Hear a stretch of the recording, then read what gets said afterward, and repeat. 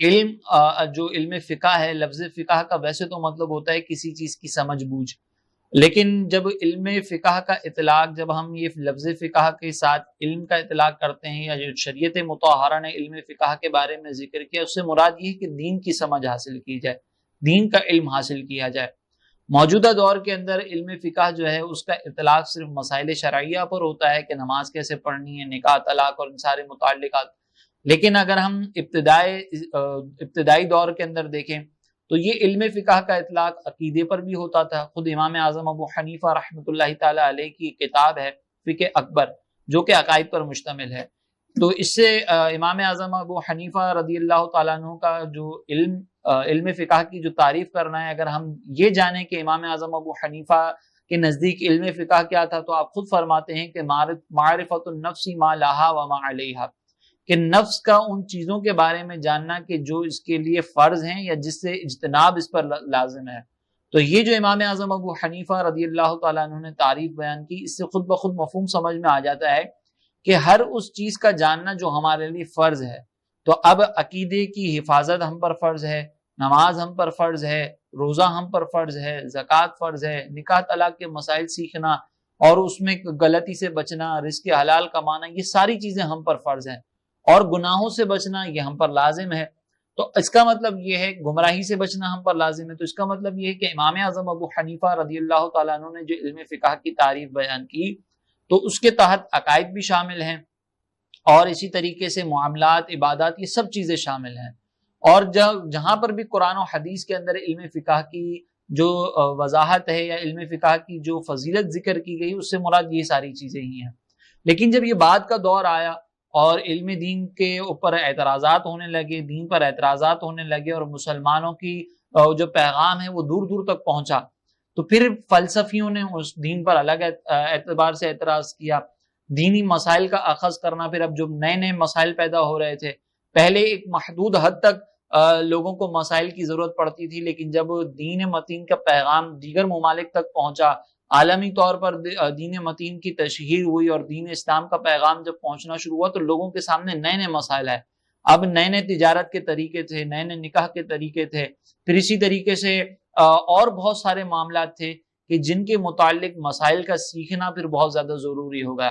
نبی کریم علیہ الصلوۃ والسلام کے دور میں عقیدے کا مسئلہ ہو یا نماز کا مسئلہ ہو، صحابہ کرام براہ راست نبی کریم علیہ الصلوۃ والسلام سے معلوم کر لیا کرتے تھے، لیکن بعد میں باقاعدہ پھر علم دین کی گہرائی کے ساتھ اس کو سیکھنا بہت ضروری ہوا، کیونکہ نبی کریم علیہ الصلوۃ والسلام بنفس نفیس ہمارے سامنے ظاہری طور پر جلوہ افروز نہیں، اور پھر اسی طریقے سے سرکار دو جہاں صلی اللہ علیہ وسلم کے وصال ظاہری کے بعد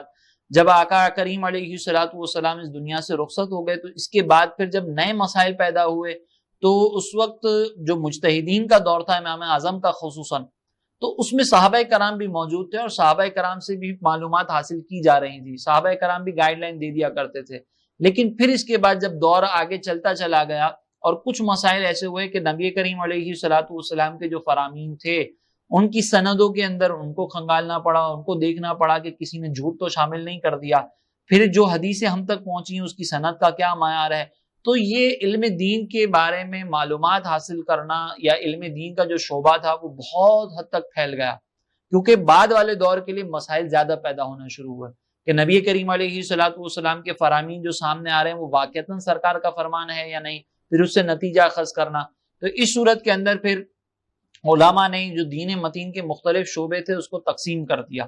بعض لوگوں نے عقائد کے اوپر پوری توجہ کی، جو عقیدے پر اعتراض ہو رہے تھے، جو عقیدے کے جوابات دینے تھے اس کے اوپر محنت کی، اور اس کو علم کلام کہا گیا۔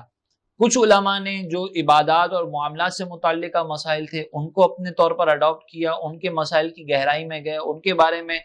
چھان بین کی، ان کے نتائج کو اخذ کیا، اور اس کو علم فقہ کہا گیا۔ اور ایک تھا تصوف کا معاملہ، یعنی تزکیہ نفس کے متعلق بھی مختلف ایسے معاملات پیش آئے کہ جس میں غور و تفکر کی ضرورت تھی، پھر اس میں بھی الگ الگ فتنے تھے، پھر کسی نے خامخواہ تصوف کا دعویٰ کیا تھا تو حقیقی صوفی کون ہوگا، تزکیہ نفس کس سے کیا جائے، اس کے بارے میں بھی پھر ایک الگ چیلنجز کا سامنا تھا۔ تو پھر کچھ علماء تصوف کی طرف راغب ہو گئے۔ تو اب یہ جو ایکسپرٹیز کے اعتبار سے اگر دیکھا جائے تو تینوں شعبے الگ الگ ہیں، لیکن فرض علم کے اعتبار سے اگر دیکھا جائے تو پھر ان تینوں شعبوں میں سے کچھ نہ کچھ علم حاصل کرنا ہر ایک کے لیے ضروری ہے۔ اگر کوئی فقہ کے اندر ماہر ہو جائے اور اس نے علم کلام کے اندر کچھ بھی فرض علوم نہ سیکھے ہوں تو بھی وہ گناہ گار ہوگا، علم کلام میں ماہر ہو جائے، فقہ کے اندر جو فرض چیزیں ہیں وہ نہ سیکھے تو گناہ گار ہوگا۔ اسی طریقے سے اگر کوئی تصوف کے اندر ماہر ہو جائے اور علم فقہ نہ سیکھے، علم کلام نہ سیکھے تو وہ بھی پھر گناہ گار ہوگا۔ لہٰذا ان تینوں شعبوں کے متعلق کچھ نہ کچھ علم حاصل کرنا فرض ہوگا، ضروری ہوگا، اور پھر اس کے بعد جو فرض علوم سے آگے بڑھ کر جو ایکسپرٹیز ہیں اس کو حاصل کرنے والے پھر علماء کہلائے۔ جنہوں نے علم کلام کے اندر ایکسپرٹیز حاصل کی ان کو کہا جاتا ہے متکلمین،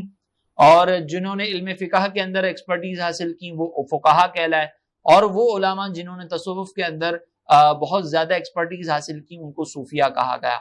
اب جہاں پر بھی علم دین کی فضیلت ذکر کی جاتی ہے تو یہ فضیلت کا حامل وہی شخص ہو سکتا ہے کہ جس نے